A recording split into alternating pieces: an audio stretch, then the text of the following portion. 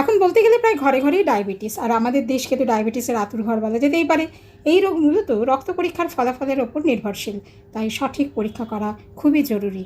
Type 2 ডায়াবেটিসের জন্য 3 রকম পরীক্ষাই মূলত করা হয়: ফাস্টিং বা খালি পেটে, পোস্ট প্র্যান্ডিয়াল অর্থাৎ খাবার খাওয়ার 2 ঘন্টা পরে, এবং HbA1c। কখনো কখনো র্যান্ডাম বা তাৎক্ষণিকও করা হয়। রক্ত পরীক্ষা তো করেন, কিন্তু সঠিক তথ্য জানেন কি? ফাস্টিং অর্থাৎ খালি পেটে নর্মাল 70 থেকে 100 মিলিগ্রাম পার ডেসিলিটার, 8 থেকে 10 ঘন্টা খালি পেটে থেকে তবেই পরীক্ষা করতে হয়। একটু আধটু জল পান করা যেতে পারে কেবল। পিপি বা পোস্ট প্র্যান্ডিয়াল নর্মাল রেঞ্জ 120 থেকে 140 মিলিগ্রাম পার ডেসিলিটার, খাবার শুরুর সময় থেকে ঠিক 2 ঘন্টা পরে। আবার বলি, খাবার শুরুর সময় থেকে ঠিক 2 ঘন্টা পরে রক্ত পরীক্ষা করতে হবে। এক্ষেত্রেই বেশিরভাগ মানুষ ভুল করে ফেলেন।